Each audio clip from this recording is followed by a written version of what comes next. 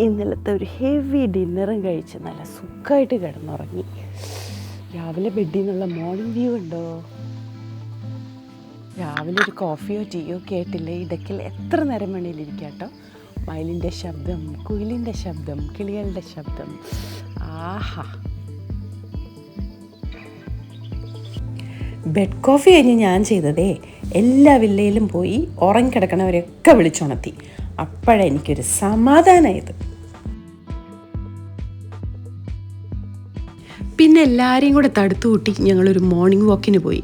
അറിയാം, morning walk എന്നൊക്കെ പറഞ്ഞാൽ കുറച്ചും കൂടെ രാവിലെയൊക്കെ എഴുന്നേറ്റ് പോകേണ്ടതാ, പക്ഷെ എഴുന്നേക്കണ്ടേ.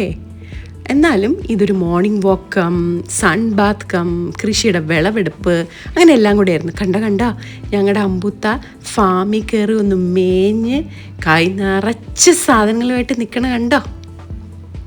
റിസോർട്ടിൽ നിന്നുള്ളൊരു ആക്ടിവിറ്റി ആയിട്ട് ഞങ്ങൾ പിന്നെ ചിന്നാർ ഫോറസ്റ്റ് റിസർവിലോട്ടൊരു ട്രെക്കിങ്ങിന് പോയി. ഈ ഫോറസ്റ്റ് മുഴുവൻ കാടാണല്ലോ എന്ന് പണ്ട് ജഗതി പറഞ്ഞിട്ടുണ്ടെങ്കിലും ഈ ഫോറസ്റ്റ് മുഴുവൻ കാടല്ലായിരുന്നു.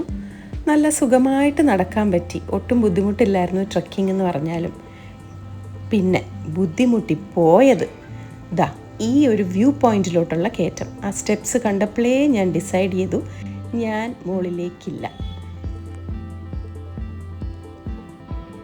പക്ഷെ കൂടെയുള്ളവരുടെ എന്തൂസിയാസം കാരണം ഞാൻ വലിഞ്ഞ് കയറി എങ്ങനെയൊക്കെയോ എൻ്റെ മുകളിൽ എത്തിപ്പെട്ടു. And I swear it was amazing the view.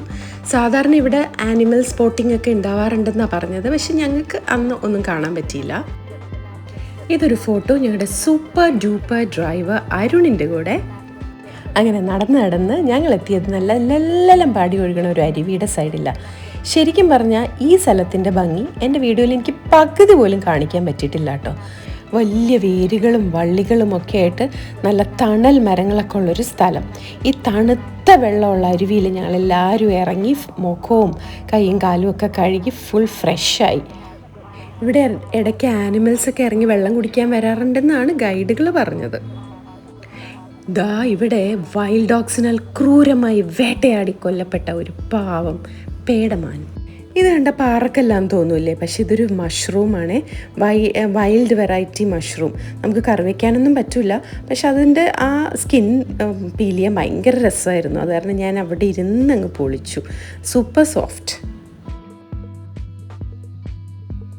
ഇത് ഫോറസ്റ്റ് ഡിപ്പാർട്ട്മെൻറ്റ് ഓർഗനൈസ് ചെയ്ത ട്രെക്കിംഗ് ആണ്. ഞങ്ങളൊരു 1 hour ട്രെക്കാണ് എടുത്തത്. ഇനി 3 hours ട്രെക്കിങ്ങും ഉണ്ടെന്ന് പറഞ്ഞു. പാസ്സൊക്കെ എടുത്ത് വേണം പോകാൻ. അപ്പം ഞങ്ങളുടെ കൂടെ ഫുൾ ടൈം ഒരു 2 ഗൈഡുകളുണ്ടായിരുന്നു, എല്ലാമൊക്കെ പറഞ്ഞൊക്കെ തന്ന് കൂടെ.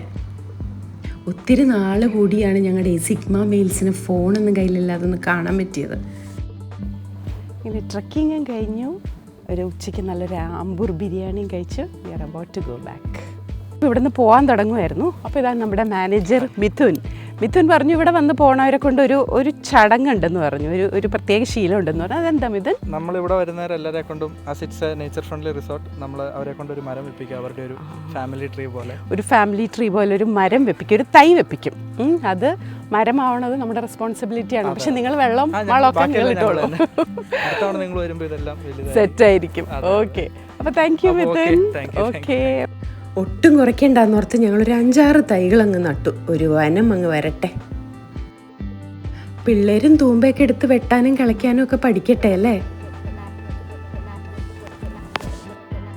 With the hearts full of beautiful memories, we said bye to Spice Tree Chinnar.